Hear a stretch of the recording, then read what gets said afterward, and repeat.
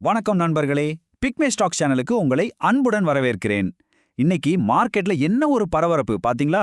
ஒரு பக்கம் தொடர்ந்து மார்க்கெட் சரிஞ்சிட்டு இருக்கு, இன்னொரு பக்கம் நம்ம காளைகள் அதாவது புல்ஸ் இப்படியாவது மார்க்கெட்டை தூக்கி நிறுத்தணும்னு பயங்கரமா போராடிட்டு இருக்காங்க. உண்மையிலே இன்னைக்கு மார்க்கெட் ஒரு போர்க்களமா தான் இருந்துச்சு. இந்த மே 13 மார்க்கெட் அப்டேட்டை இன்னைக்கு நம்ம டீட்டெயிலா பார்க்க போறோம். இன்னைக்கு காலையில மார்க்கெட் ஓபன் ஆனப்பவே எல்லார் மனசுலயும் இருந்த ஒரே கேள்வி, தொடர்ச்சியா 4 நாளா சரிஞ்சிட்டு இருந்த மார்க்கெட்டை இன்னைக்கு நம்ம காளைகள் தடுத்து நிறுத்துவாங்களா அப்படிங்கிறது தான். ஒரு வழியா பாத்தீங்கன்னா அந்த சர்க்கிளுக்கு ஒரு பிரேக் போட்டிருக்காங்க. ஆனா இது அவ்வளோ ஈஸியா நடக்கல. ஒரு பக்கம் சில செக்டார்ஸ் மார்க்கெட்டை மேல இழுக்க, இன்னொரு பக்கம் குளோபல் பிரஷர் மார்க்கெட்டை கீழே தள்ள. இன்னைக்கு மார்க்கெட் நிஜமாவே ஒரு பெரிய இழுபறியில தான் இருந்துச்சு. சரி, இந்திய சந்தையின் சுருக்கம் மற்றும் க்ளோசிங் நம்பர்ஸ் எப்படி வந்திருக்குன்னு டக்குன்னு பார்த்துடலாம். சென்செக்ஸ் இன்னைக்கு 74,608 புள்ளிகள்ல க்ளோஸ் ஆயிருக்கு. நேற்றைய க்ளோசிங்லேருந்து பார்த்தா இது வெறும் 49 பாயிண்ட்ஸ் மட்டும்தான் அதிகம். ரொம்ப சின்ன லாபம் தான் என்றாலும் தொடர்ந்து ரெட்ல இருந்த மார்க்கெட் இன்னைக்கு ஒரு வழியா கிரீன்ல முடிஞ்சிருக்கிறது இன்வெஸ்டர்ஸ்க்கு ஒரு சின்ன ரிலீஃப்னு தான் சொல்லணும். அதே மாதிரி நிஃப்டியை எடுத்துக்கிட்டிங்கன்னா 23,412ல க்ளோஸ் ஆயிருக்கு. இதுவும் ஜஸ்ட் ஒரு 33 பாயிண்ட்ஸ் ஏற்றம் தான். ஆனா இந்த 33 பாயிண்ட்ஸ் தான் கடந்த 4 நாளா எல்லாரையும் பாடாயப்படுத்திட்டு இருந்த அந்த நெகட்டிவ் ட்ரெண்டை அஃபிஷியலா பிரேக் பண்ணிருக்கு. இண்டெக்ஸ் என்னவோ கிரீன்ல முடிஞ்சிருச்சு, ஆனா செக்டார் வைஸ் பார்த்தா ஒரு பெரிய மோதலே நடந்திருக்கு. இந்த துறை ரீதியான மோதல் என்ன, அந்த இழுபறி நிலை என்னன்னு இப்ப பார்க்கலாம். முக்கியமா மெட்டல்ஸ் அப்புறம் ஆயில் அண்ட் கேஸ் செக்டார்ஸ் இன்னைக்கு மார்க்கெட்டை ரொம்ப ஸ்ட்ராங்கா தாங்கி பிடிச்சிருக்கு. மெட்டல்ஸ் 3%க்கு மேலையும், ஆயில் அண்ட் கேஸ் கிட்டத்தட்ட 1.8% ஏறி இருக்கு. ஆனா அதே நேரத்துல ஐடி மற்றும் ஆட்டோ செக்டார்ஸ் மார்க்கெட்டை ஒரு பெரிய வெயிட் மாதிரி கீழே இழுத்திருக்கு. இது ரெண்டுமே தலா 1%க்கு மேல டவுன். இந்த டக் ஆஃப் வார்னால தான் இன்னைக்கு மார்க்கெட்டால பெரிய அளவுல லாபத்தை கொடுக்க முடியல. ஓகே, இப்போ மெட்டல் செக்டார் ஏன் அவ்வளோ பெரிய ஏற்றம் கண்டுச்சு? விலை மதிப்பற்ற உலோகங்களின் ஏற்றத்தை பத்தி இப்ப விரிவா பார்க்கலாம். மெட்டல்ஸ் இவ்வளவு தூரம் ராலி ஆனதற்கு முக்கியமான காரணம் கவர்மெண்ட் எடுத்த ஒரு சடன் ஆக்ஷன் தான். தங்கம் வெள்ளி மேல இருந்த இம்போர்ட் டியூட்டியை, அதாவது இறக்குமதி வரியை 6%லேருந்து தடாலடியா 15% ஏத்திட்டாங்க. இதனால எம்சிஎக்ஸ் மார்க்கெட்ல தங்கம் விலை 6%, அதாவது 10 கிராமுக்கு கிட்டத்தட்ட 9,000 ரூபாய் வரைக்கும் எகிரிடுச்சு.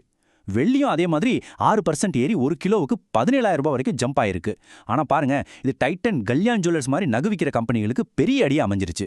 வரி அதிகமானா சேல்ஸ் குறையுமோன்ற பயத்துல அவங்க ஸ்டாக்ஸ் எல்லாம் இன்னைக்கு சம அடி வாங்கிருச்சு. கவர்மெண்ட் ஏன் திடீர்னு இந்த வரியை இவ்ளோ ஏத்தணும்னு நீங்க கண்டிப்பா யோசிக்கலாம். ஜியோஜித் இன்வெஸ்ட்மெண்ட்ஸை சேர்ந்த வினோத் நாயர் சொல்றத கவனிங்க. இம்போர்ட் டியூட்டியை இவ்ளோ அதிகமாக்குனது இந்திய ரூபாயோட மதிப்புக்கு சென்டிமெண்டலா ஒரு பாசிட்டிவ் விஷயமா அமைஞ்சிருக்குன்னு அவர் சொல்றார். சிம்பிளா சொல்லணும்னா, தங்கம் இறக்குமதியை குறைச்சு நம்ம ரூபாயோட மதிப்பை சரிவுல இருந்து காப்பாத்துறதுக்கான ஒரு மாஸ்டர் மூவ் தான் இது. ரூபாயோட மதிப்பை பத்தி பேசணும் இல்லையா? அது இன்னைக்கு வரலாறு காணாத ஒரு சரிவை சந்திச்சிருக்கு. அதை பத்தி இப்ப பாப்போம்.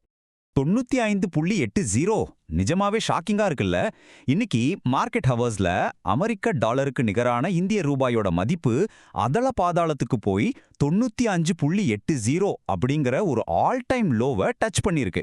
ஒட்டுமொத்த மார்க்கெட் சென்டிமெண்ட்டையும் இது ரொம்பவே பாதிச்சிருக்குன்னு தான் சொல்லணும். நம்ம ரூபாய் மதிப்பு ஏன் இப்படி இவ்வளோ மோசமா அடி வாங்குச்சு? இதுக்கு முக்கியமா 3 விஷயங்கள் காரணமா அமைஞ்சிருக்கு. ஒன்னு, குளோபல் மார்க்கெட்ல கச்சா எண்ணெய் விலை, அதாவது க்ரூட் ஆயில் பிரைஸ் ரொம்ப அதிகமா இருக்கிறது. ரெண்டாவது, ஃபாரின் இன்வெஸ்டர்ஸ் தொடர்ந்து நம்ம மார்க்கெட்ல இருந்து பல 1000 கோடிகளை வித்துட்டு வெளியே போறது. மூன்றாவது, ஈரான் அமெரிக்கா இடையிலான போர் நிறுத்தத்துல இருக்கிற குழப்ப நிலை. இந்த 3 விஷயங்களும் தான் சேர்ந்து ரூபாயை இவ்ளோ வீக் ஆக்கியிருக்கு. இப்ப திரும்பவும் நம்ம ஸ்டாக்ஸ் பக்கம் வருவோம். இன்னைக்கு அதிக லாபம் மற்றும் நஷ்டம் அடைந்த பங்குகள் என்னன்னு பாப்போம். இது முன்னாடியே நம்ம பார்த்த செக்டார் இழுபறிய ரொம்ப தெளிவா காட்டுது. மெட்டல் செக்டார்ல சேல் ஸ்டாக் இன்னைக்கு 14%க்கு மேல ஒரு மாசான பிரேக் அவுட் கொடுத்திருக்கு. அதே போல ஏஷியன் பெயிண்ட்ஸ், டாடா ஸ்டீல் எல்லாமே நல்ல கெயின்ஸ்.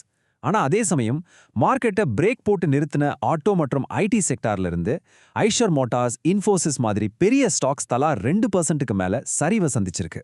சரி, இன்னைக்கு நம்ம காளைகள் ஒரு வழியா தொடர் சரிவை முறியடிச்சு ஒரு சின்ன வெற்றியை பதிவு பண்ணிருக்காங்க. ஆனா ரூபாயோட வீழ்ச்சி, க்ரூட் ஆயில் விலைன்னு நிறைய தலைவலிகள் மார்க்கெட்ல இன்னமும் அப்படியே தான் இருக்கு. இப்போ உங்ககிட்ட நான் ஒரு கேள்வி கேட்க விரும்புறேன். மார்க்கெட்டோட இந்த ரெக்கவரி இப்படியே தொடர்ந்து மேல போகுமா, இல்ல இந்த குளோபல் பிரஷர்னால மறுபடியும் மார்க்கெட்ல ஒரு பெரிய டிப் வருமா?